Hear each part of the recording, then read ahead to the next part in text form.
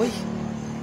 Pasado alas 11 nang magsuntukan ang umano'y minor de edad na ito sa sitio Lambago, Barangay Lapasan sa Cagayan de Oro City. Ang isa sa kanila, itinulak, ang isa pa kaya't nahulog ito sa bangin sa gilid ng Coastal Road.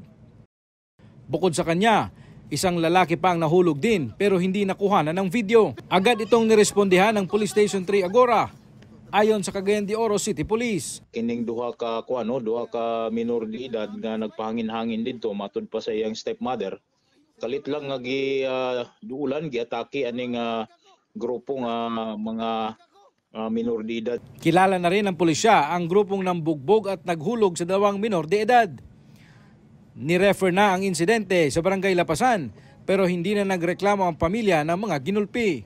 Paiigtingin naman lalo ang police visibility sa lugar at pinaalalahanan ang mga magulang na huwag payagan ang mga anak na tumambay sa Coastal Road lalo na sa gabi.